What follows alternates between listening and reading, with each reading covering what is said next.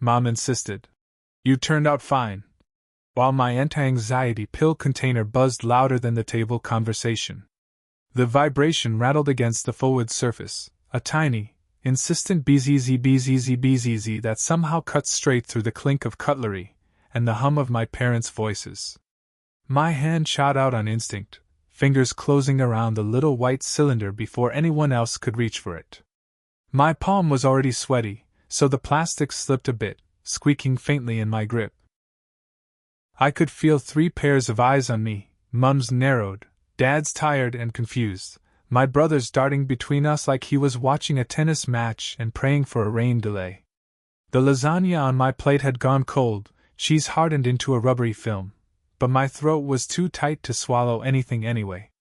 It was a Sunday afternoon, one of those forced, family dinners my mother likes to schedule like dentist appointments. We do them once a month now, apparently, to keep the bond strong. Which is ironic because ever since I started actually talking about the stuff that frayed that bond in the first place, she's accused me of trying to tear it apart. This was the first one since my doctor had put me on sertraline, the first one since I texted our family chat, hands shaking, back pressed into the corner of my couch. Hey, just letting you know I've started medication for anxiety/depression. Thought you should hear it from me rather than through someone else. Dad had replied with a thumbs up emoji. My brother Callum sent, "Love you XX." Mum left it on scene for a full day and then wrote, "We didn't raise you to need pills. Call me." For context, I'm 29F, oldest of 2. I live in a tiny flat across town with a dying fiddle-leaf fig and a cat who prefers my girlfriend to me. I have a reasonably stable job, pay my own rent, remember my friends' birthdays, and apparently don't look like someone with anxiety. According to a coworker who meant it as a compliment. I grew up in a house where emotions were either ignored or mocked, where getting good grades was expected and needing help was a personality flaw. We were the family who has it together. At least that's what the neighbors used to say when Mum carted us off to school with our hair neatly done and our uniforms ironed within an inch of their lives. What they didn't see was the way my father's jaw clenched when he asked, "Any homework?" and the way my stomach twisted if I couldn't answer, "Already finished, fast enough." My anxiety's been around for as long as I can remember, but I only learned to call it that in the last couple of years. Before then, it was just being a worrier. As in, Lucy worries about everything. Said with half pride, half eye roll. I worried about tests, about whether I'd locked the front door, about whether my best friend secretly hated me, about whether Mum's silence meant she was fine or furious. My chest would go tight and my vision would narrow and I'd feel like I'd swallowed a hive of bees, and Mum would say, "Honestly, Luce, stop being so dramatic. You're fine. You turned out fine," is one of her favorite sentences. It's her trump card. It gets played whenever I mention therapy, or when I tell her I'm tired in a way that sleep doesn't fix, or when I gently point out that maybe screaming at an 8-year-old over a spilled drink isn't actually good parenting. "You turned out fine," she'll say, gesturing at me like I'm Exhibit A. "You've got a job, don't you? You're not in jail. We must have done something right." Back at the table, I closed my fingers tighter around the pill container, silencing the buzzing. My doctor had suggested an alarm because I kept forgetting doses and then wondering why I felt like I was vibrating out of my own skin every second Thursday. Usually it goes off quietly in my bag, at my desk, in my own kitchen. I'd forgotten to switch it to vibrate only before lunch and of course, it chose that exact moment to dance across the table like a guilty confession. "What's that?" Mum asked, even though she knew. Her voice had that particular edge to it, sharp enough to slice through the air. "Just my meds reminder," I said, trying to sound casual. My tongue felt thick, like I was speaking around a mouthguard. "You couldn't leave that at home?" she said. "I need to take it at the same time every day," I said. "That's kind of the point." Dad frowned, like he was trying to do a maths problem without a calculator. "They make phone alarms for that, don't they?" he said. Why does the tablet box have to join us for lunch? It's not joining us, I said a little too quickly. It's just here. Callum looked at me, sympathy flickering across his face for a second before he went back to pushing peas around his plate. He hates conflict more than anyone I know. As kids, if voices got raised, he'd vanish into his room with his headphones on, while I'd stand in the kitchen, hands clenched, trying to mediating between two people who were 3 times my size and half as willing to back down. Old habits die hard. It's tacky, Mum said. We're at the table. You don't need to flaunt your issues. It buzzed accidentally, I said. I wasn't waving it around like a trophy. That's when she did the thing. The lean back in her chair, hand to her chest, long-suffering sigh. You turned out fine, she said, like the conversation was over. Like that explained everything. We didn't raise you to rely on pills. You never needed that nonsense growing up. My throat closed.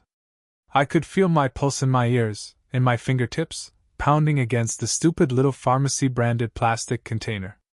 There were a million things I could have said in that moment. About childhood panic attacks she called tantrums. About the way my hands used to shake so badly before exams that my teachers thought I had low blood sugar. About the time I lay awake at 14, heart racing, convinced I was having a heart attack, and Mum told me to stop being ridiculous and go to sleep because she had work in the morning. What came out was, I haven't actually turned out fine, Mum. That's the problem. Silence. For a second, even the cat seemed to stop chewing his kibble. Dad cleared his throat. You've got a steady job, he said. You pay rent. You're not on the streets. Sounds pretty fine to me. That's not the bar, I said. My voice shook. I hated that it shook. I have panic attacks. I barely sleep.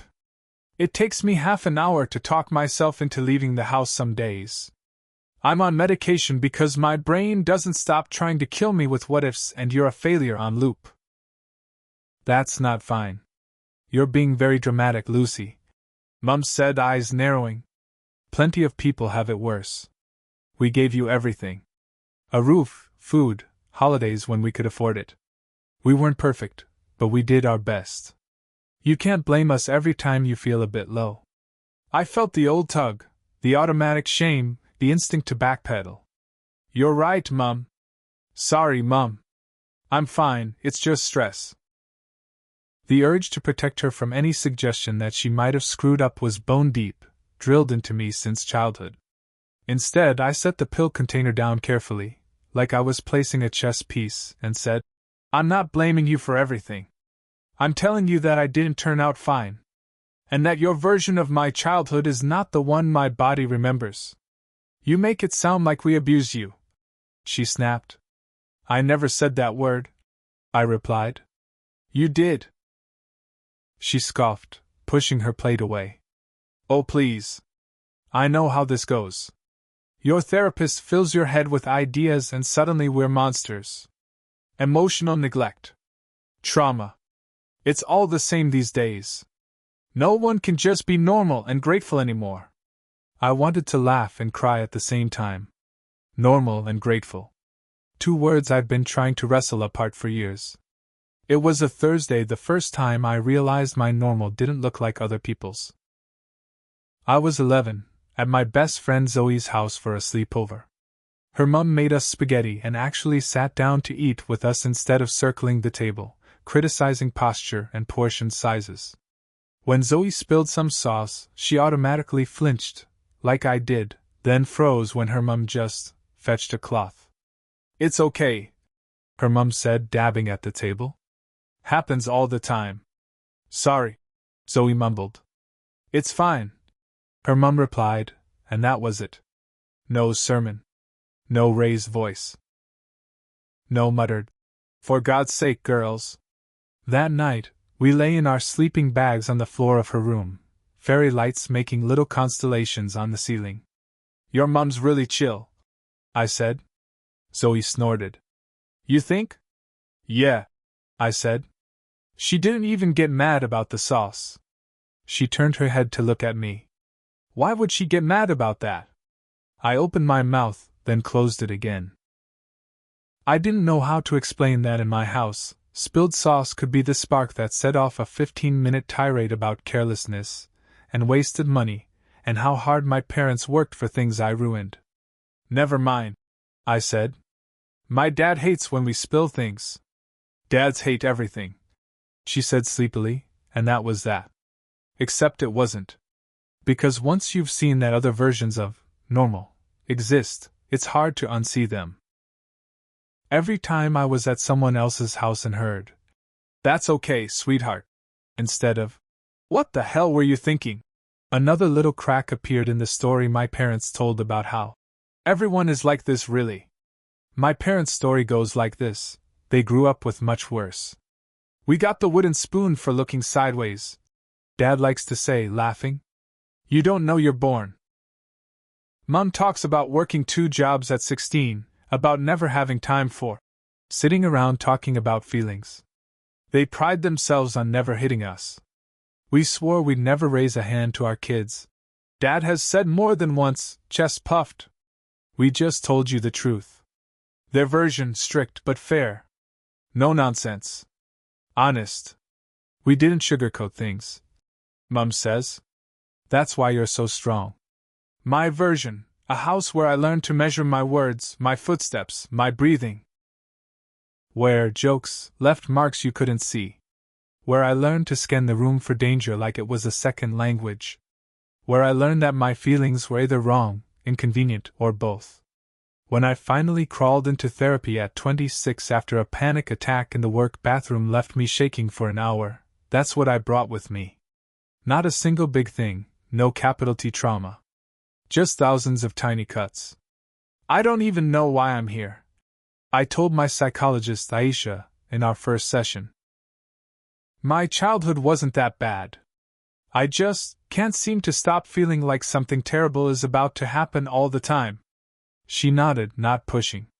Tell me about your family, she said. I did. In bits.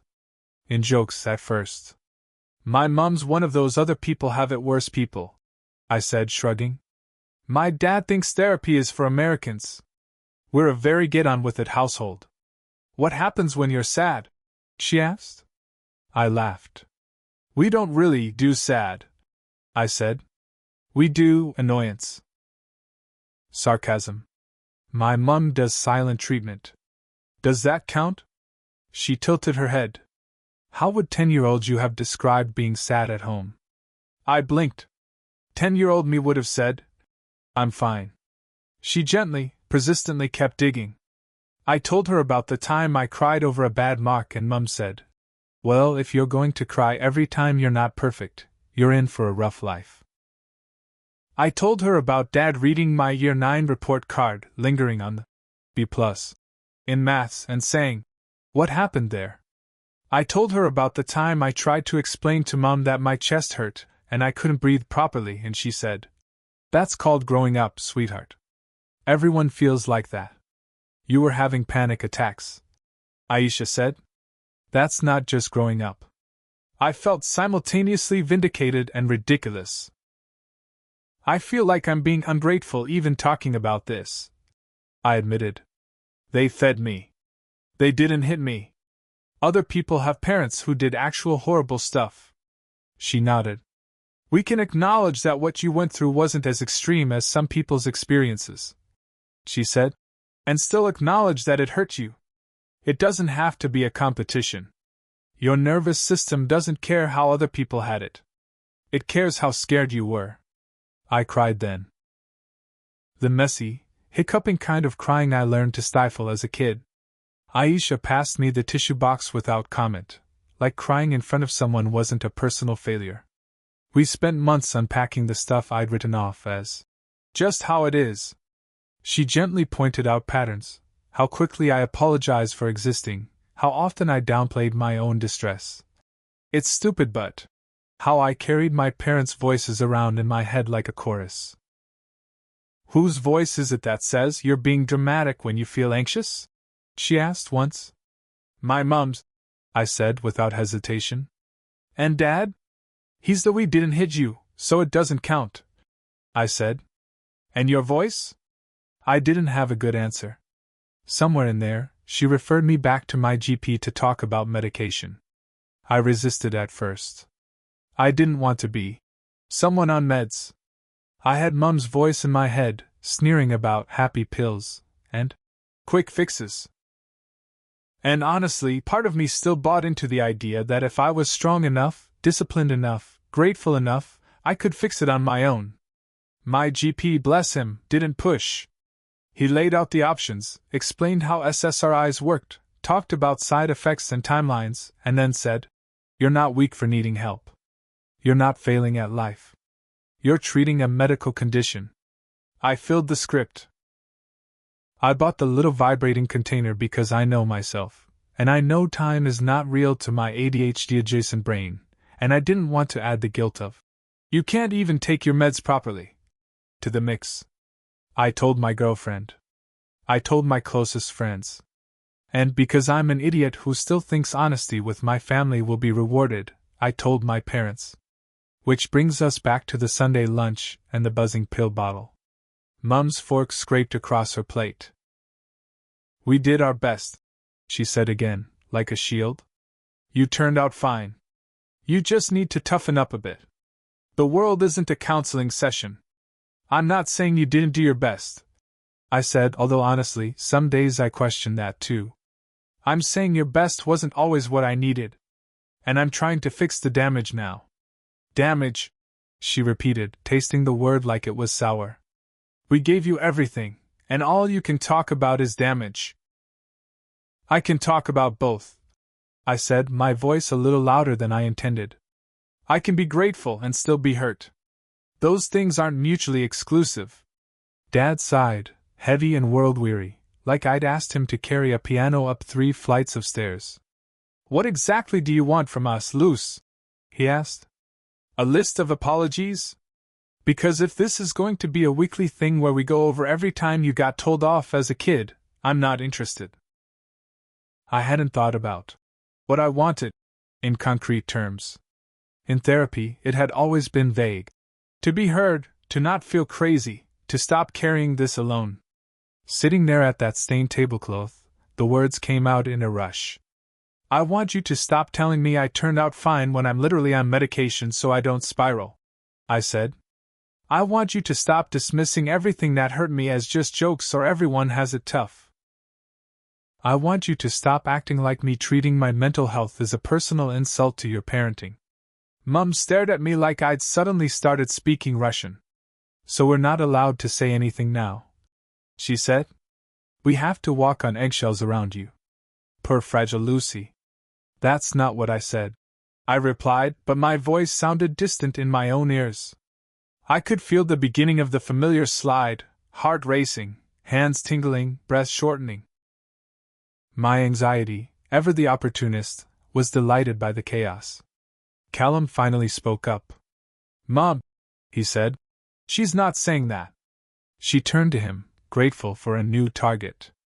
"Oh, and here he is, the voice of reason," she said. "You don't have these problems, do you? You're not on pills." He shifted in his chair, uncomfortable. "I mean, I get anxious too," he said quietly. "I just don't talk about it." I looked at him, surprised. We never actually said that word to each other. Mum huffed. "Of course you do," she said. "Everyone does. We didn't run to doctors every time we felt a bit worried. We got on with it." Dad nodded. "Back in our day, if you went to your parents and said, 'I'm anxious,' they'd tell you to go mow the lawn," he said. "And you know what? It worked." "Did it?" I asked. "Because you both seem pretty stressed all the time." His eyes flashed. "Watch it," he said. There was a time when that tone would have made me shrink instantly, apology already forming on my tongue. Instead, I took another breath and tried to stay in my body like Aisha had taught me. Feet on the floor. Back against the chair. Pill bottle under my fingers, a tangible reminder that I had choices now that didn't involve bottling everything up until it exploded out of me in a toilet cubicle. I'm not trying to attack you, I said softer. I'm trying to explain why I need help. Why I didn't turn out fine. Why some of the things you think were normal actually really messed with my head. Like what? Dad challenged. Give me one example of this so-called damage. A dozen flashed through my mind. The time he made me stand on the bathroom scale in front of him at 13 and tooted at the number. The time Mum told me my crying over a breakup was embarrassing and no wonder he left, you're too much. The night I came to them at 16, shaking, and said, I think something's wrong with me, my heart is racing and I can't breathe. And they said, you're just stressed, everyone is, go to bed. I used to have panic attacks, I said, picking the least confrontational one. As a teenager, I'd come to you shaking and say I couldn't breathe, and you'd tell me to stop being ridiculous and go to sleep because you had work. That stuck with me. It made me feel like my fear wasn't real. Like I was broken for feeling it. We didn't know what a panic attack was, Mum said, defensive. No one talked about that back then. You could have listened, I said. You didn't have to know the name to see that I was terrified.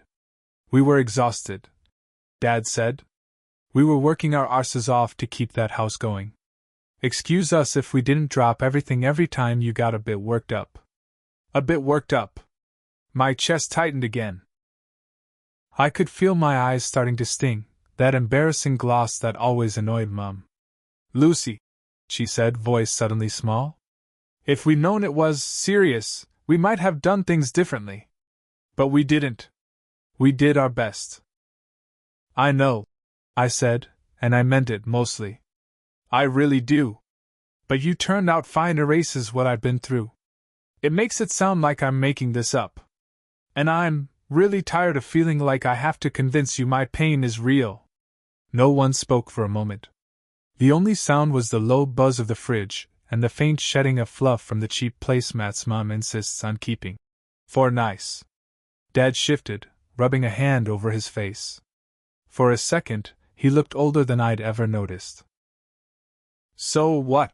He said finally. You want us to say sorry? I hadn't thought that far ahead. An apology from them had always felt like a fantasy, a scripted speech I practiced in my head before falling asleep, something like, we're sorry we dismissed you. We're sorry we didn't listen.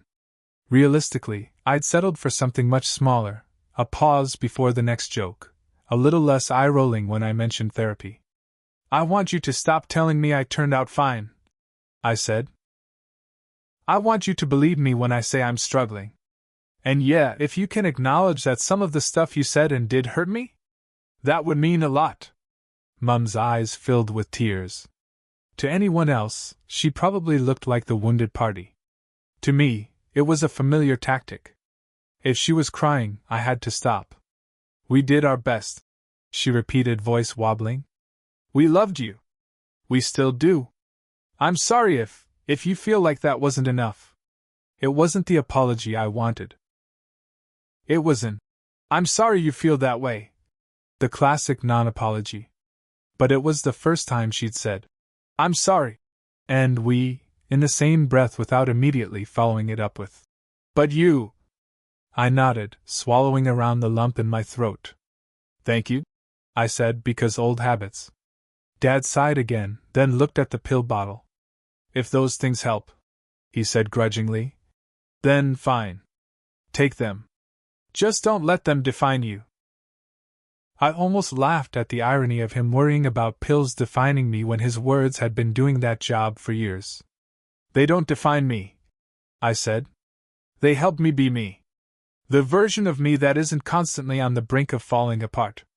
He grunted, which I decided to interpret as acceptance. We didn't solve everything at that table. How could we? 30 years of patterns don't dissolve over one slightly overcooked lasagna and a vibrating pill box. But something shifted, if only a millimeter. After lunch, while Mum clattered plates in the kitchen and Dad pretended not to doze off in front of the TV, Callum found me in the garden. I was sitting on the low brick wall, picking at a crack in the mortar, trying to get my breathing under control. You okay? He asked, hands shoved in his pockets? I don't know, I said honestly. He sat beside me, leaving a polite sibling gap. I get what you're saying, he said after a moment. About the jokes. About not turning out fine. I glanced at him. Do you? He nodded, staring at the patchy lawn. I used to get so anxious before Dad came home, he said. Remember? If the house was a mess, if the bin wasn't out, whatever. I'd literally feel sick. I just never called it anxiety. It was just, Dad. That's the thing, I said quietly. We name people, not feelings. That's just Mum. That's just Dad. We never said that hurt. He huffed a laugh. We would have gotten told off for being soft, he said. Probably, I said. He nudged my shoulder. I'm glad you're getting help, he said awkwardly. Even if they don't get it. Thanks, I said. You could too, you know. He grimaced. One mental health martyr in the family is enough. He joked, but his voice wasn't unkind. Maybe one day. We sat there for a bit, not saying anything, the way siblings do when the words are too big and heavy to drag into the light just yet.